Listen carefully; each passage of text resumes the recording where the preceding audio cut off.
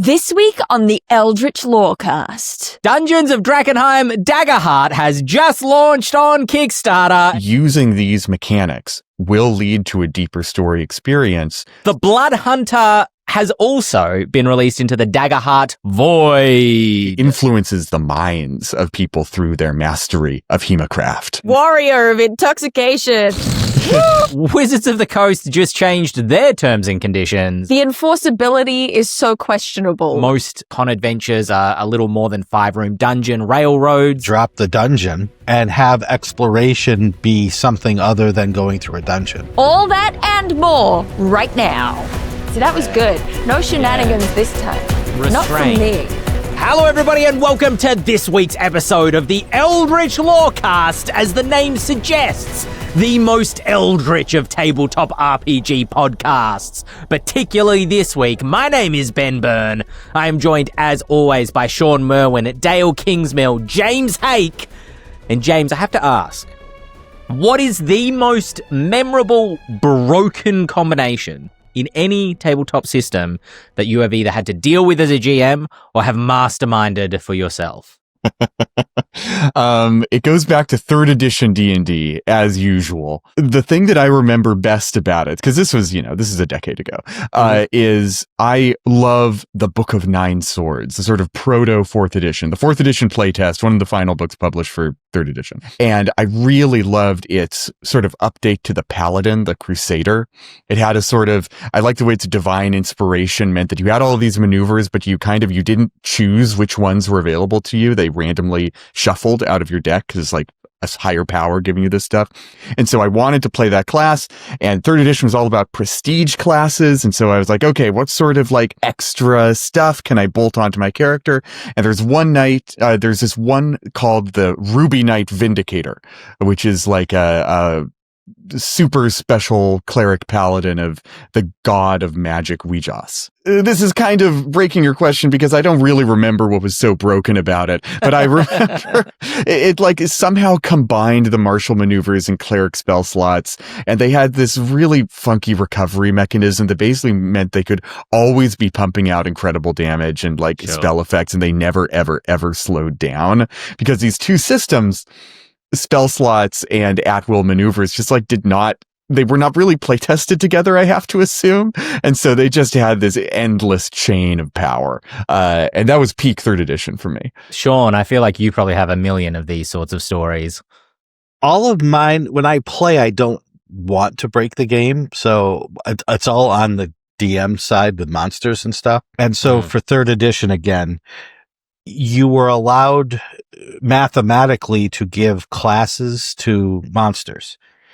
And if it was a class that was not simpatico with the monster, you were supposed to only give them half levels.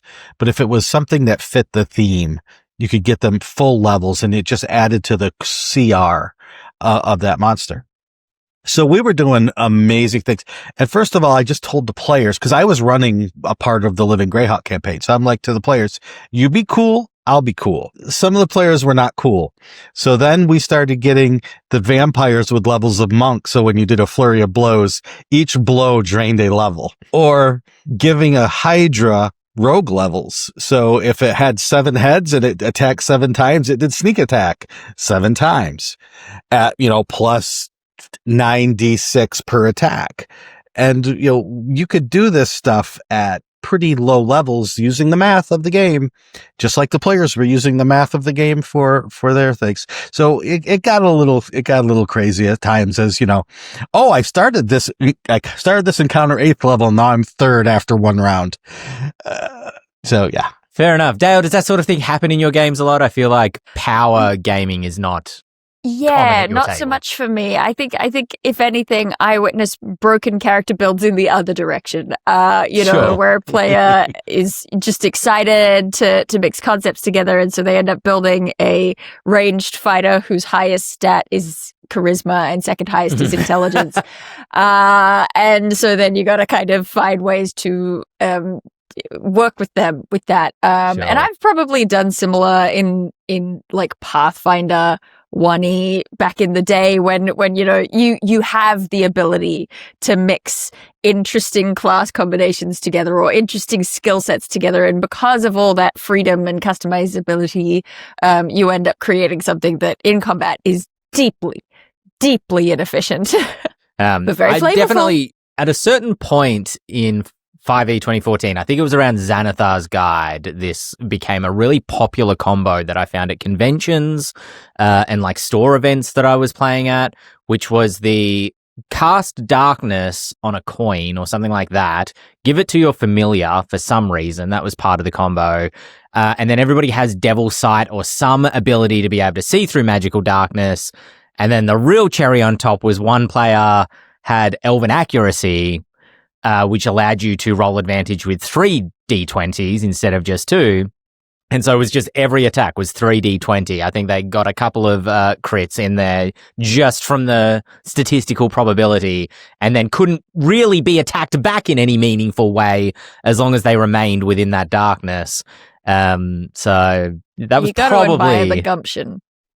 Yeah, to be fair, one of the events where that was super popular was like a competitive D&D event where we had three players against 3 players kind of in an arena that the GM created. And so the intention was to try to make really weird, broken characters because it was more competitive than narrative. But fun times. Speaking of very fun times, Dungeons of Drakkenheim Daggerheart has just launched on Kickstarter, and you can go back it right now by clicking the link that is right above Shawn. It's going to appear right up there. And guess what? If you love Daggerheart and you love eldritch horror and dark fantasy, you don't even need to back the Kickstarter to get a little taste of it, because just by visiting the page, you can download a Drakkenheim campaign frame, which is a pretty fleshed out, like 20-page PDF. It looks beautiful. Shawn, tell me about the campaign frame for Drakkenheim. A campaign frame in general, just in case you're not familiar with Daggerheart, is a bit of a session 0 and a player primer and a game master summary of rules all in one. So if you have the Daggerheart book, you know what a campaign frame looks like. Our friends, the Dungeon Dudes, Monty and Kelly, and the great designer Mike Underwood, they have put together this campaign frame that has guidance for using communities, ancestries, and classes in Dungeons of Drakkenheim, player and GM principles, so the concepts behind the players in this game and this campaign, and what the game master is going to be presenting, overall stuff about the locations, the factions, and then deeper dives into the campaign rules. How will contamination, which is a huge part of Dungeons of Drakkenheim, be used with Daggerheart rules? How do the factions interact with each other and with you as the player? Plus the, I will call it the Daggerheart style campaign frame regional map, which is it's a wondrous thing that doesn't give you exact detailed locations, but it lets you explore and then maybe even create your own locations. So all of that is there in this 20-page campaign frame, beautifully laid out by your friend and mine, Ben Martin, our graphic designer. And I'm just so looking forward to the Daggerheart community seeing this, because going in, one of my worries was this was a 5e product. Daggerheart is a very different game. And I want the people to see right away that this is not a 5e thing that has been shoehorned into Daggerheart. This has been looked at by experts, the designers or additional designers of Daggerheart rules. Mike, he's doing this. Monty and Kelly are on board, and they are giving their blessing and their instructions. And I couldn't have been happier with the way this campaign frame came out. So I have a question, because I did notice the campaign frame includes a map which shows the city of Drakkenheim, but it's a very specific style that I hadn't really seen associated with Drakkenheim before.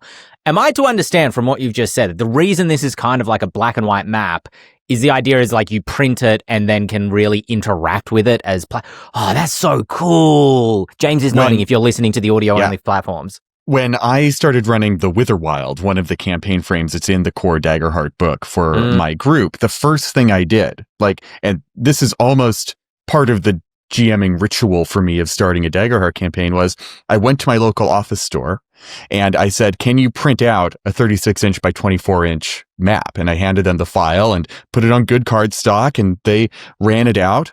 And I brought that map and basically laid it out on the table. And a big part of starting the game was saying, these are the things that are out there in the world. And all of those maps, which were originally done by Marco Bernardini for core Daggerheart, and I believe it's our own Ona for this one. Mm-hmm. Yeah, Ona Christiansen, who is a great art director that I've worked with a lot at Ghostfire, kind of took that style and made it her own here. And the thing that it does really well is that even though it's very sort of like open and interpretive, there are lots of points of interest on the map, things that stand out from the blank white space and the cross-hatching.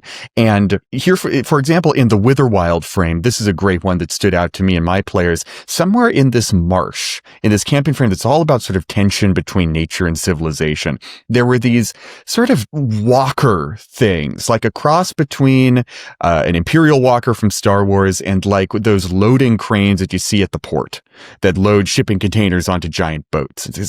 I was looking at him and I was like, what are those things? And in my D&D Dungeon Master brain, I was like, I need to figure out what these things are. And then my Daggerheart GM brain kicked in and I was like, I don't need to figure out what those things are. I can bring that map with that image to the table with the players and say, okay, so what are these things? What's your relationship to them? Do this collaborative world building thing with me. And then we have an idea of these things, these constructs, these creatures that we all have some buy-in for. And lo and behold, those things, which ultimately my player group decided were draining the marshes. They have these huge sort of water tank bellies, and they use all of their limbs and stuff to clear trees and drain marshes and sort of help the people on the ground do slash and burn agriculture. It has become a major encounter that all of my players are now fighting because it's been infected by this sort of like vengeful god spirit, and it's all very Princess Mononoke and stuff like that. And yeah, that just came from this little tiny sketch thing on the map, and my players only ever saw it because I went out to the office store and I blew up that map to being 3 feet by 2 feet. And they got to look at it and scrutinize it and scribble on it while we were playing the game. Well, you'll appreciate this, James, because when Breath of the Wild came out, and this was not unique or new to Breath of the Wild, the Zelda game, but it became part of the video game conversation again of like, I'm going to climb this little rise and I'm going to look out over the landscape, and that spire that I see on that mountain over there, I'm going to go there and explore that. Or I see a mountain. Can I get to the top of that? Is there something up there? And I wanted to try to capture that feeling in a tabletop RPG, but the problem is, as a player, you don't know what's there if you don't know it's there. You can't, if you don't have a visual representation of it. And the best way I found to do it is exactly what you're describing and exactly what this Drakkenheim map does. And to be honest, the city map of Drakkenheim in general that's in the 5e guide is so open, it kind of creates these points of interest. And I love it because it creates that real sense of like open world exploration that video games do really well. The tabletop RPGs struggle with a little bit sometimes because they're not always a visual medium. So yeah, this is awesome. I also just love the older, there's something, and maybe it's just my brain, but there's something that feels like mid-2000s, mid-90s fantasy map about the Drakkenheim map that's in the campaign frame as well. Just the art style for it. Like a map you'd see in a paperback fantasy novel. Yeah, totally. Yeah, in the best way. Have you had a chance as a Daggerheart stan, so to speak, James, to look through the campaign frame? Is anything jumping out at you as particularly exciting? The thing that really jumps out to me about any campaign frame I look at, and this includes the Daggerheart frame, are the ways that this frame talks about things that are unique to the campaign setting. So all of the mechanics that are separate from core Daggerheart that the people designing this frame say, this is the important part. This is the part that mechanically you will get your hands dirty with. And, because Daggerheart is a sort of game that has this narrative mechanical handshake that is at the core of the experience, they're telling you using these mechanics will lead to a deeper story experience. So this is the direction we want you to start thinking in. Paired with the relative terseness of a campaign frame. This one is a long one and it's only 20 pages, right? Yeah. As compared to a full campaign setting book, which is in the, 10 times larger than that at minimum. By saying, hey, the corruption mechanics are so central to Drakkenheim that we are spending 3 or 4 of our 20 pages, and that's all we have, on explaining this to you, on making sure that you have this tool that you can use. And so that's where my eye always goes when I see a new Daggerheart campaign from is what are they spending that very precious budget of pages on? And I think it's been used really, really well here. Yeah, usability is a huge thing for me when I look like blog articles, YouTube videos, things that you can literally take and put in your game right now to capture a new sense of something, whether it's a world setting or an adventure. So yeah, this thing is chock filled. It gives you kind of an overview of Drakkenheim, the city itself as well, and the adventure that you are going to go on. So if you want to check out the Kickstarter, undecided yet whether you want to back, the campaign frame gives you a really thorough overview, as well as kind of giving lore and ideas as well for the classes of Daggerheart and how they might tie into the world of Drakkenheim. The heritages as well get a little shout out and spoken about. If you are decided though, I'm trying to think 48 hours from launch, there is an enamel pin that you can get as a 48-hour reward. You might still be able to grab that. I'm going to throw the link once more up there above Shawn if I remember to do so, but it'll be down in the doobly-doo, to quote a great man. If you need to find it down there, it'll be around. It'll be around. Speaking of things that are getting play tested, the Blood Hunter has also been released into the Daggerheart Void, which is originally a 5e class designed by Matt Mercer, has now been reincarnated, let's say, as a Daggerheart class with 3 subclasses: the Ghost Slayer, the Mutant, and the Lycan. Has anybody had a chance to take a look at this? Most exciting to me is that just like their last class, the Warlock that went on to the Void, it has a new domain. It's got the Blood domain. Well, for the uninitiated, for the Daggerheart uninitiated. Yeah, well, every class in Daggerheart has 2 domains that they basically get their spell power from. Dael, you're so distracting. What is going on over there? Dael, were you a good student in school? This is a great question, Benjamin. I did get a late ADHD diagnosis. Fair point. Are you no longer full of hot air? The audio listeners will be so happy right now. This is great radio. There was a bag of balloons in front of me. What was I meant to do? Just not blow up a balloon? I guess that's fair. Yeah. Throw the packet away. Have a chocolate, Dael. I look forward to seeing the spike on the YouTube engagement line. Let me take this from the top again. Just start over on this. I'm so sorry, James. No, this is good YouTube right here. Yeah, terrible podcasting, fantastic YouTube. Are our listeners ever in conflict? Is there ever a tension between our two? Well, now you know. So the Blood Hunter. Yeah, anyway, the Blood Hunter, very exciting new class, right? It's got this long lineage from 5e now to Daggerheart, and it comes with a new domain, which for the Daggerheart uninitiated is every class has 2 domains that they draw their powers from, and they get those domain cards that they cast basically as spells, and they get to choose from 2 options available to them. In this case, the Blood Hunter has the Blade domain, which is from the core set that the warrior can use, and so on. And they also have this brand new blood domain, which grants a whole new sort of power set. And from a player perspective, I think that's really exciting because you all of a sudden have brand new spells. You're not just sort of doing this sort of recombinatorial dance where by making a new class using the core rules, you can put two domains that have never been sat side by side and create something kind of new from the interactions between that existing tech. No, you've got in a whole new set of spells that are basically from level 1 to 10. They ran the whole gamut.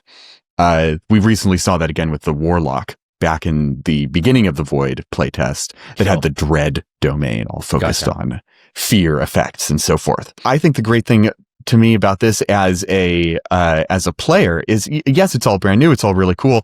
But now I get to take all of this new material. And even if I don't want to use the Blood Hunter, I could recombine this with the existing domains, right? If I wanted to make a Blood Mage, for example, I could take another domain like Arcana for his very like damagey, blasty character, or maybe this Blood Mage is more of a social manipulator, and so I give them the Grace domain that usually the Bard has access to. And so now this is a much more sinister sort of character that it influences the minds of people through their mastery of Hemacraft. If you don't want to do any of that sort of playtest home brewing, the Blood Hunter is here already. They've got a ton of new classes and subclasses within it, and the Blood domain is, it's right there. It's fresh for you.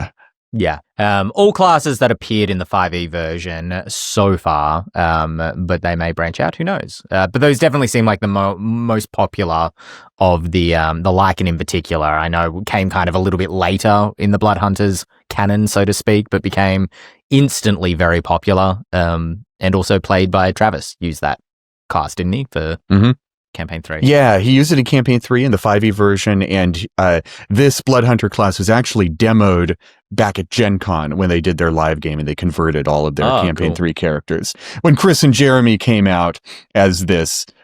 That has been released publicly, right? It's out now, yeah? Where they come out as the two-headed monster. Yeah. Yes.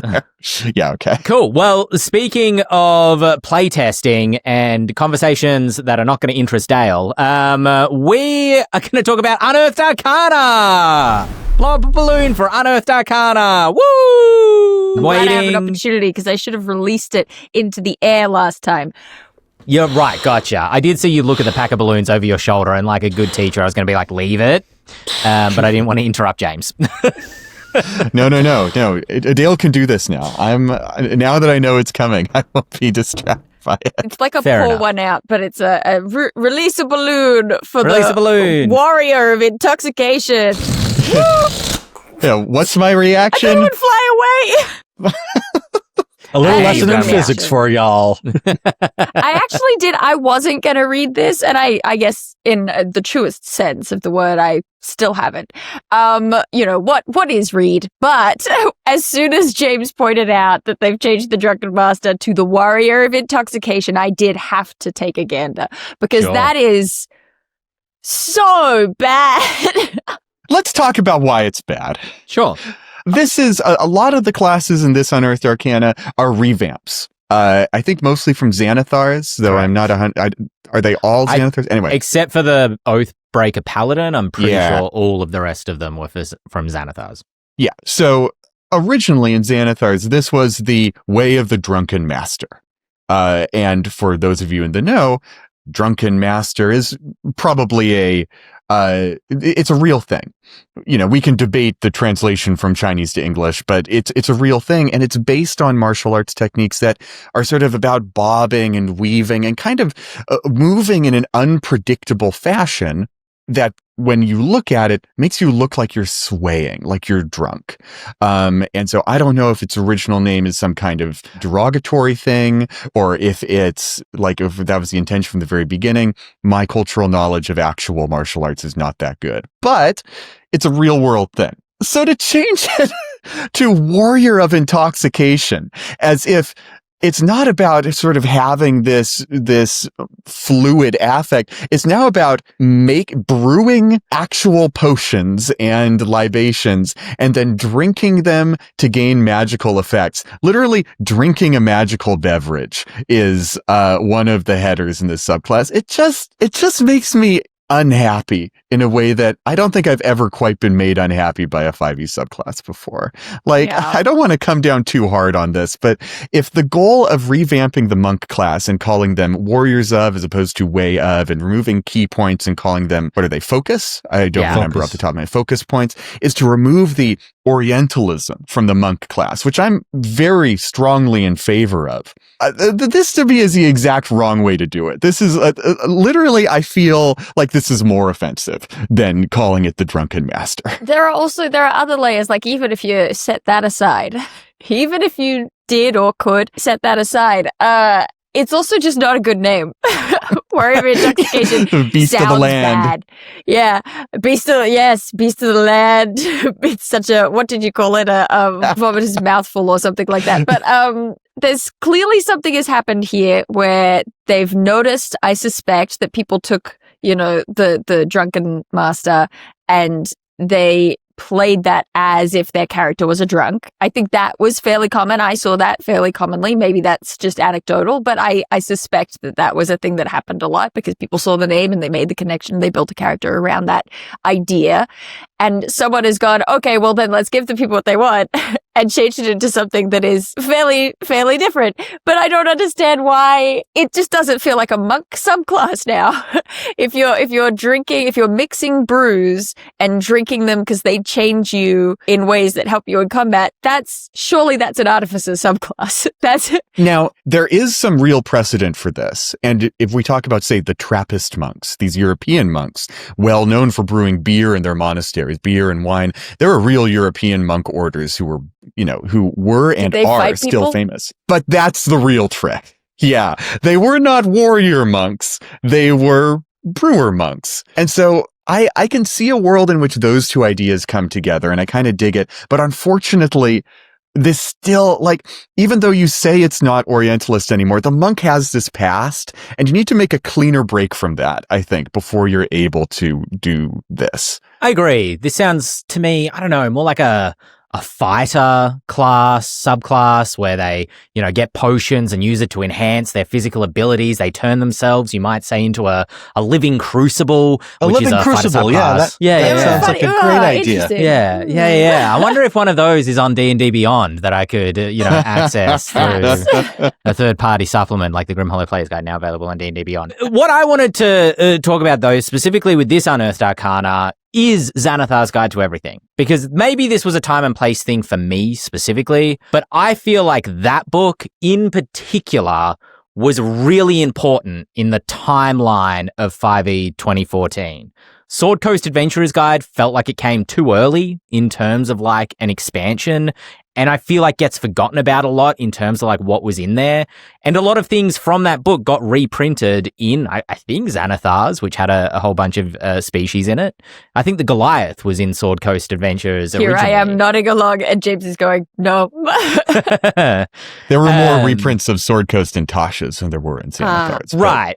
Well, Tasha's to me felt like it came a little, that's when the game to me started to feel a bit bloaty, suddenly we had a whole bunch of new subclasses, but additionally they were adding new core abilities to the classes, and we had floating ability scores. It felt like they were really trying to fix the game in a way through Tasha's that they weren't in Xanathar. Xanathar's felt additive. Tasha's was the real 5.5 before it was cool. Kind of, yeah. Or actually back when it was cool.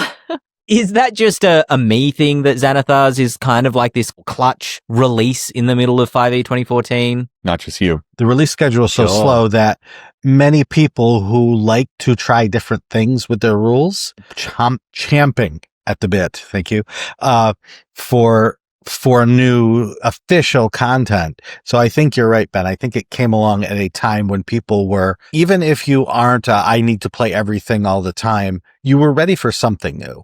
And if you are, I need to play something new all the time, you were waiting for this to the nth degree. And And I'm just going to add, this isn't a UA. It's not official. It's not out. It's not, this is gathering data, and hopefully the data. And the other rewrites sound fine, by the way. Yeah. It's why I feel no guilt about saying I really, really, really don't like this. Is because hopefully that's the feedback that they want to hear, right? Like when the feedback form comes out, I won't just say it on a podcast. I'll say, I really hope you change this, because it's not. It doesn't sit right with me. They looked largely, like I had a read of each of them, they look largely very similar to what they did in Xanathar's, to be fair. Tweak here, slight change to this ability, now this does something slightly different. The Oathbreaker Paladin as a necromancer has never quite sat right with me. Not just because necromancy is evil, but because it just, I don't think breaking your vow is inherently tied with themes of death or undeath, but each to their own. And maybe I want to have a paladin who broke their oath, who is just a baddie, but without the zombies. I think, if you look at the tenets of the Oathbreaker, which is funny, this Oathbreaker has tenets they follow. It's fear is a tool in the hands of the powerful. Strive for power at any cost. Do what must be done, but never lose sight of your goal. Nothing about that says undeath to me, except maybe power at any cost, but that doesn't say only undead to me. It says fiend more to me. Yeah, I mean, this is the interesting thing I think about the Oathbreaker is the Oathbreaker as realized through this Unearthed Arcana, and then previously, was it the Dungeon Master's Guide the Oathbreaker was in 2014? Yeah. Is that the Oathbreaker is assumed to be some megalomaniac, I must have power, I have broken my oath because I need power, which feels more directional than, to me, an Oathbreaker necessarily should be. To me, the core fantasy of an Oathbreaker is someone who has lost their faith. And that might be because they've got aspirations that are not compatible with their faith. But it might also be because they are like a fallen hero who just doesn't see the sense in the world, anymore. Or how can a god allow X thing to happen if they are all powerful and therefore I have lost my faith? Oathbreaker makes perfect sense if you have one type of paladin that does the one thing, and then you break that, you become the opposite of, we might even call it an anti-paladin, like we did back in the day. But when you have 27 different kinds of paladins who have oaths in all different directions, you could break an oath and just become a different kind of paladin that still believes in these tenets. They're just different tenets. So it becomes a little problematic to call it Oathbreaker, it just in general. I agree as well that I feel like the storytelling juice in the concept of an Oathbreaker is lost when you pin it to specifically evilness. If I were to redesign this, Shawn, you raised such a great point about this, is that there are so many oaths. This is no longer just the classic first edition paladin. There are lots of things you can be in paladin of. I would have the Oathbreaker focus on the punishment. The name is such a pejorative, Oathbreaker, that someone is calling you Oathbreaker. And who is the best? Well, paladins are divorced from deities now. Which I think is a fine choice, but something needs to cast the eye of scrutiny upon you, right? You are being punished by something, by whatever greater power granted you that oath in the first place. The rubber band has snapped back as soon as you untethered it from that post. And that divine power is now punishing you, and you need to find the darkness in whatever thing originally gave you that power. Is there a way to distill that into a single subclass given the panoply of paladin subclasses that exist already? Might be tricky, but I think you could focus in on the how you're turning your own personal anguish. Because I don't think anyone breaks an oath on a whim, right? You're racked with guilt. You're tortured by the things you've left behind. Finding some way to channel that, the oath of angstiness, into your character, that feels like a direction for this. Oathbreaker would be a great background. Yes. Flavor. And the tricky thing about Oathbreaker is that, in older editions, 3rd edition and older, you became an Oathbreaker, right? You were a paladin, you had an oath to uphold, and if you failed to uphold it, you lost all of your paladin powers and became a worse fighter. 3 without even realizing that you were doing it. Oh, yeah. Yeah, without even realizing you were doing it. And then a very handsome, nasty night ghost showed up. it's hard to make it a background because I think the fantasy of it is it's something that happens due to your actions in game. Making a subclass is just as weird because subclasses are part of progression. You choose to become a subclass when it's like sorry, not to interrupt, but I like as it's written in the Unearthed Arcana, I think this has been suggested about the Oathbreaker before, is that as a paladin, you can, and I think this is agreeing with you, James. I thought it was disagreeing. Maybe it's agreeing. Anyway, you decide. It suggests that like you have a subclass and then you replace your subclass with this new subclass, the Oathbreaker.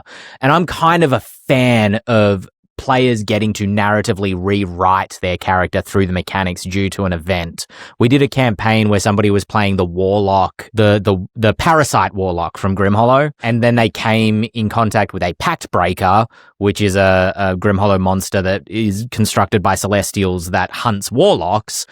And instead of killing the parasite warlock, we decided that they expelled the parasite, and the warlock made a new pact with the Oathbreaker itself and took on the celestial warlock subclass instead. And it felt really satisfying, narratively speaking, to have their powers shift in a really interesting way. But I think you're right that the Oathbreaker's kind of, like, as we've been talking, I've just been thinking to myself, is an Oathbreaker paladin just a fighter? Because they've lost all their, like, capacity for magic? Here's what the Unearthed Arcana says. There's a paragraph here. At the DM's discretion, a paladin of any level who violates the tenets of their oath can lose the benefits granted by their original subclass and gain the features of the Oathbreaker instead. Alternatively, a paladin can choose a subclass at level 3 based on the character's backstory of falling from grace.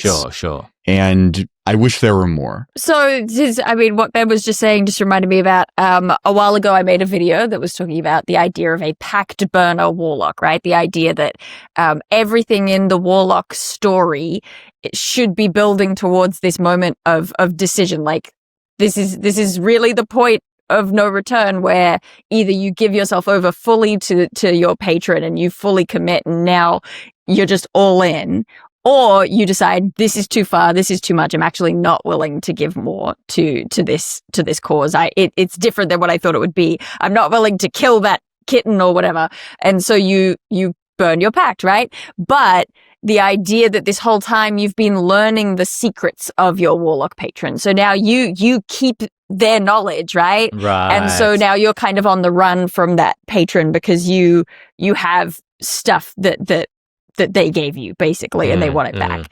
And so that idea became sort of, and Thomas Pinkham, I believe, wrote a full version of it because the idea was that all the subclasses have like a mirror version where once you break the pact, you still have those kind of secrets and those abilities, but it flips into another thing. So it's something in between multi-classing or multi-subclassing, and just reshifting everything that you already knew. So that sort of story-focused version of it, and I've always wanted to do a version that was more tied to paladins and sort of what their oath is. What does it mean? Where are they getting their abilities from? What things do they keep or not keep when they've broken their oath? But I think that story-driven thing, it probably wouldn't work for every group, but for a lot of people, that idea of this is who my character was and something in-game changed them, I think that is super, super compelling for people who are more interested in the narrative than just keeping all their cool abilities. We as the group who are working on Drakkenheim, Daggerheart, did that with contamination. Mm-hmm. So there are alternate versions of your domain cards that you put in play because of contamination. So I love that idea. I just want to kick it back to Daggerheart because it's such a cool way to mechanize that story-driven element. Hell yeah. I think I've got a folder somewhere in my homebrew section on my computer that's just called Shadow Classes. Dungeons of Drakkenheim Daggerheart now on Kickstarter. Link over there. Wizards of the Coast just changed their terms and conditions with D&D Beyond users specifically. I got an email about this. I honestly didn't think anything of it. I was like, yeah, I don't read the terms and conditions. It logged me out of all my D&D Beyond accounts and I had to go log back in. And that was the end of it until it got brought up in our Discord. I'll be honest, I still don't really have a lot of thoughts on this, but Shawn and Dael, the two of you seemed to kind of have a conversation about this earlier. I am so upset by this, I don't even remember. The only thing I remember is you mentioned new terms and conditions. And I said, yeah, I got about 20 in about a 72-hour period, about 20 different emails from various places where I must have subscriptions or saying, please check this terms of service. I was like, what happened that I got so many updates to terms of service? And then you said something and then Dael took over from there. The actual terms and condition update, I saw this on a news piece on geeknative.com with the inflammatory headline of D&D Beyond now requires you to agree to a class action waiver. Section 20 includes a binding arbitration provision and class action waiver. Please read it carefully. Unless you are in the province of Quebec, Canada, or the European Union, which it does not apply to you. So fine Quebecois and Europeans, worry not. No, in français. Très bien. I think that's so funny because, I mean, the chances of it applying to you elsewhere are also, it's just so locked in those places that it's not. So okay, first of all, when we're talking about terms of service or terms of and conditions, it's much more in the line of like, it's way more boring to me than licenses, even though it covers a lot of similar ground, because it is basically like no shirt, no shoes, no service, right? It's just a business saying, well, these are the terms by which you agree to abide in order to use our service. The things that they've put in there, just like any company has put in theirs, because as Shawn mentioned, this seems to be kind of a new standard of practice at the moment. They're always full of stuff like this that's like, that's bad. That's bad. But as is pretty much laws are just agreements. It's just people agreeing to a thing, right? And most laws, if not all laws, are just words until it's put to the test in a court in front of a judge and a decision gets made. So they can say, hey, you waive your right to a class action lawsuit, but you can't waive your rights to rights. Like they're just saying stuff and you're just saying, yeah. But if you ever found yourself in a scenario where you actually had to put this to the test, it's just going to go and get tested in the court. Like it's the enforceability is so questionable when it comes to terms of service. So even though they've got stuff in there that is like not great, I don't think it's worth panicking over just because I don't think they've done it with a specific intention in mind. I think it is probably just the new best practice. And I don't think that you are ever likely to be in a scenario where you have to go to a class action lawsuit over your use of D&D Beyond. And even if you were in that position, you still could, because they can't stop you from doing that just because they said it. And it's just kind of, it's messy and it's complicated and sometimes it sounds scary, but I don't think it is actually worth panicking over. I would say more class action lawsuits than not when it comes to social media platforms, of which oddly D&D Beyond basically is one. And it said most of these class action lawsuits are about data breaches or about mishandling of personal data, because data is money and they will squeeze every bit of data you have for that good juice. For instance, I was very recently this year a part of a class action lawsuit against Facebook.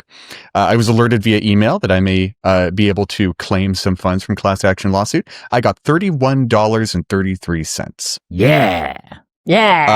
Facebook has made billions of dollars off of the mass harvesting of data from people.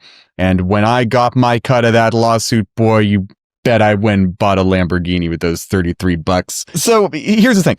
In this thing, another update to the terms of service, Wizards has capped their liability at $100 per person. One, that does not seem to bother me because based on my experience, I would not be getting $100 out of class action lawsuit anyway. Second of all, Dael, you raised something very interesting when we were chatting about this, backstage. And it was that this is a part of their terms of services. This is not like a legally binding contract that we are signing that, that forbids us our rights to arbitration. Basically, if we went and pursued a class action lawsuit against D&D Beyond, and we are not lawyers, obviously. Get your This is legal advice not from someone legal better than advice. us. This does not constitute We legal are advice. not Let's just throw that out there. Yeah, don't base your legal proceedings off of us for podcasters, for role-playing game podcasters. Rules lawyers are not real lawyers. But it's that if we were to take a class action lawsuit despite agreeing that we would not, probably the most they could do is say we're in violation of terms of service and close our D&D Beyond account. That's exactly it.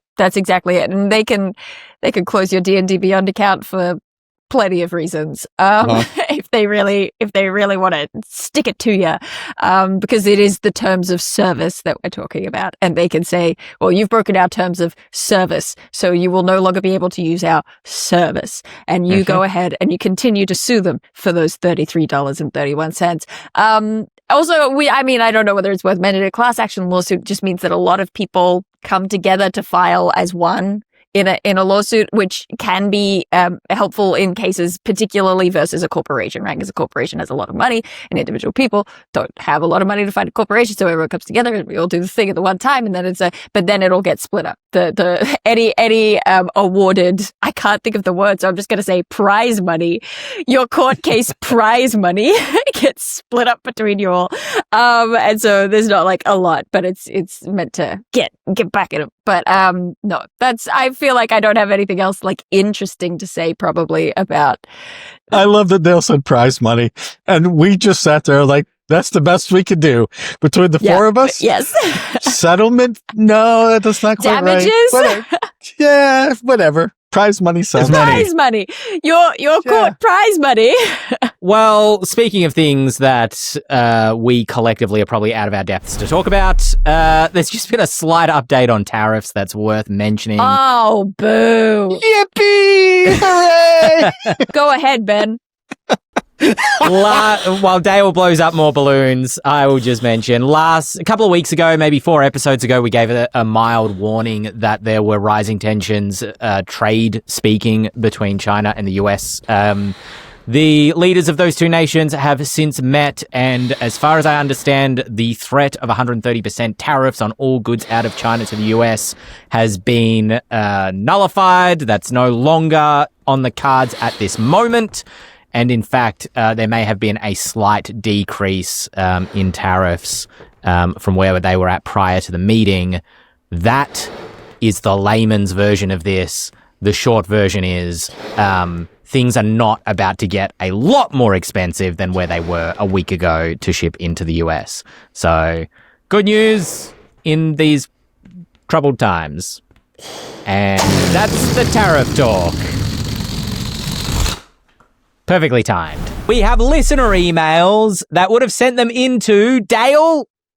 Podcast at ghostfiregaming.com. Too slow. Slower than James. Slower than James last week. I'm still thinking about my balloon. Oh, that's why you got to be on it. You got to be on top of it. Podcast at ghostfiregaming.com if you want to ask a question like Nick has. Nick, who has run con adventures before, but feels that running a con adventure does not leave a lot of time for player agency when making choices on its own eats up so much time. Not to mention that if you try to provide a lot of choice and a lot of sandboxiness in a con adventure, the decisions made by the players don't always lead towards a conclusion in a 4-hour game session or a 3-hour game session. And so it can lead to hanging threads if you're not pushing them kind of through the plot at least a little bit. The fix seems to be that most con adventures are a little more than 5-room dungeon railroads that can seem a bit tedious for both the players and GMs after a lot of time.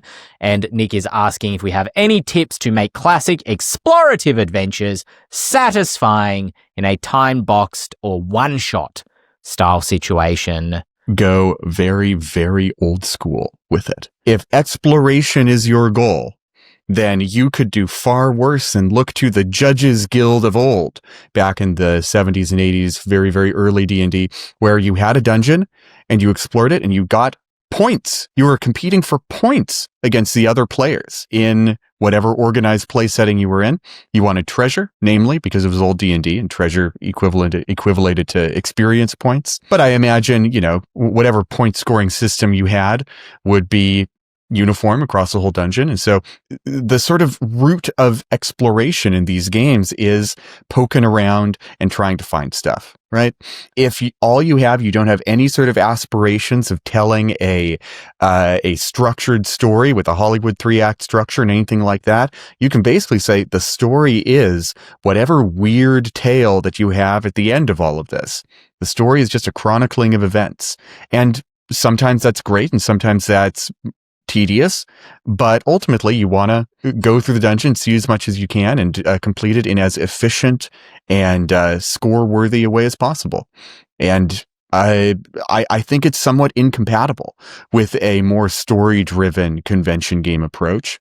That's not necessarily a bad thing. Yeah, kind of like a dungeon run style thing. It's like you're planning to maybe make it to the end of a dungeon, but you're not upset if it doesn't have a neat bow tied. It's like, all right, that's the last encounter.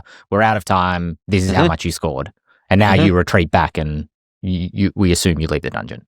I will admit the question confused me a bit because it seems to equate exploration with dungeon, but then does not want to dampen player agency. What player agency are you really giving if you're putting them in a dungeon anyway? My suggestion would be to drop the dungeon and have exploration be something other than going through a dungeon.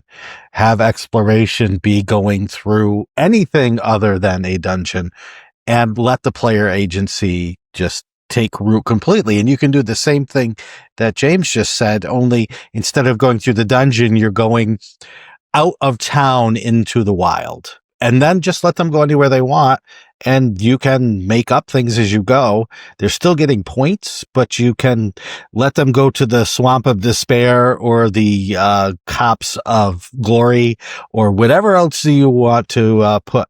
Maybe on a map, just print out a nice big map and put points of interest on them. Boy, where have I heard that before? Right? I mean, if you want to enhance player agency, create an adventure that enhances player agency. If you want to tell a nice linear story, create an adventure that is a nice linear story. Now, if your convention adventures are for an organized play thing where you're supposed to get to the end of the story, then you're already boxed into that sort of play. And there isn't much you can do other than source the table for role-playing nuggets that you can present and play upon. But still, you're starting at X. You have to get to Y because the campaign says you need to end at Y. So this is a great question. It's just not a 5-minute question. It is a 2-episode, let's really dig in and talk about how to make great convention adventures episode. 2-episode convention game special. Woo! I've got an idea for our Christmas pre-records. Ooh. With all of my experience running convention games, which for those uninitiated is 0, I do wonder what's the goal in terms of player agency and exploration and choice, because a lot of look at video games that do this, right? Look at your Dark Pictures anthologies, look at your Detroit Become Humans, look at those. And a lot of the time, the player choice is kind of an illusion. Your Telltale Batmans, it's a little bit of an illusion with kind of an aesthetic wash over it. And that is fine unless your players are going to excitedly come up against each other and go, oh, what ending did you get? I don't think that it stands out as much as I think for a convention game, unless these players are going to come up and compare, what did you do? What did I do? I think that they're going to feel similarly about how much choice they had. Maybe I'm just imagining that. I don't know. I think that, the nature of the question, and this is a little bit following on what Shawn was saying, is that you're at a convention. You've got to run to time. If you're given a pre-written adventure, you've got to run that, and you've got to run it to time. Player agency and being able to do a sandbox becomes just inherently less important. Like, that's the nature of running games at conventions, not to be frank about it. I think the idea that James kind of vocalized and then Shawn built upon of like creating an explorative area and then, gathering points based on how much you manage to explore that area is a great alternative idea. But I think in doing that, you're accepting that the narrative you're telling may not end on a climactic, satisfying note if that's just where you run out of time is fighting 6 wolves, you know? So, may I, Ben? Yeah, please. Here's an example. You have a 4-hour adventure. You are in a town and a dragon is coming to attack. You need to collect 3 items that will help you fight this dragon. There are 6 locations outside of town where these items might be. Let the player choose where they go. Item 1 is in location 1. Item 2 is in location 2. Item 3 is in location 3, no matter where they go. And then in the 3rd hour, the dragon comes and attacks. It might attack you in town. It might attack you out wherever you are. But that way you're letting the players explore, but you can still bring the story to a closure by having the story come to them no matter where they are. You could do that in a dungeon as well, and sometimes that's really fun, especially if they know what's coming, because then they can find the room or the location that will be good for them tactically, and they can, oh, good, we're in the swamp and we're fighting a monster that will sink because it's very large. Let's stay in the swamp. Then as the game master, like, oh, okay, I see how this is. Well, let me throw some crocodiles at you. And now the dragon shows up, right? So you can move in different directions, but again, you have to, I think Dael might have said, what's your goal? Right. And that's the important thing, right? What's the goal of this adventure? Create pre-gens that have a lot of role-playing hooks with each other. And let the players explore role-playing wise. I did an adventure where all the players played drow who were from different houses, and they all had different agendas, but they had a mission. And so some of the party never made it out of like the second hour because they just backstabbed each other. As soon as the first combat happened, they were not only fighting the monsters, but they were fighting each other. Sometimes they just cooperated right till the end, and then had a lot of things in between. So you can use that as an impetus for exploring in different ways, not just exploring the physical space. I think the root of this question talks about what's the point of a convention game. When I first went to D&D conventions and I played organized play D&D, I did not enjoy myself because the goal was it felt very like Diablo-esque, right? There was not much story to it. And I play D&D because I want stories, or I play RPGs because I want stories. Sure. And when I'd first gone to that convention, I had never played an RPG that was not D&D, either 3rd or 5th edition. I guess Fiasco was the only other RPG I'd played at that point. And so to me, the notion of an RPG is you tell a story, and this was antithetical to it. And as I've played more and more RPGs, I find that D&D is uniquely suited to doing some things, e.g. dungeon crawling, where you give characters agency within a limited space, right? You put boundaries around their agency, and then you say, but within this space, you can do all sorts of things. And so this question was asking about all convention games, but I think it was really asking about convention D&D play. And ultimately, I think you can run games at a convention no matter what, right? You can run Blades in the Dark at a convention. You can run Powered by the Apocalypse anything at a convention. You can run Yasba's Bed and Breakfast at a convention. And all that means that you have a hard in and a hard out because another table is going to take your spot. And as long as you abide by those rules, provide a satisfying play experience based on the type of game you're playing, you've run a good convention game. And that kind of depends on what the players are looking for. And with D&D, my first assumption is, right now, the culture of D&D as it is a tactical experience that has some element of storytelling to it. And I think D&D is really good at telling a chronicle style of story within those limitations. One of the greatest joys is even with a very linear, organized play adventure where you know where you start, you know where you end, and there's a series of encounters. The stories you can create from those prompts can vary wildly. And one of the joys is hearing people say, I played this adventure, or a DM. I ran this adventure 7 times, 7 different stories, right? Mm-hmm. Wildly different because of what the players brought. And I allowed them to leave their stamp on the game as well. So then those 7 tables of players, when they talk afterward, they're creating a community with a shared mythology, but different stories within that mythology. And that's one of the joys that people often forget about organized play, is that you are creating that community, and you can share those stories and talk about your experiences, and adds to the fun for most people. Well, speaking of adding to the fun, I'm about to detract from it because we're going to end this episode. So the fun Well, if I had stops a balloon, here. Ben. How? If I had a balloon. Yeah. You down can somewhere. catch us. Good luck. You can catch us every week, 6 p.m. Eastern Standard Time, 3 p.m. Pacific Standard Time on a Monday on Twitch at twitch.tv ghostfire_official. Anyway, I haven't said the website in a long time. If you're in Australia, it's 10 a.m. on a Tuesday. We're on YouTube, we're on Spotify, we're on iTunes, we're in all the places. Likes, thumbs, stars, stuff. Get us out to more listeners. And we appreciate everybody being here in the Twitch chat and everybody out there who will listen to us in the metaphorical future. Go check out Dungeons of Drakkenheim Daggerheart. If you haven't already, click the link. It's down below. I've been Ben Byrne, as always, joined by Shawn Merwin, Dael Kingsmill, James Hake, and we will catch you again for another episode of the Eldritch Lorecast. Bubbada, bubbada, bubbada.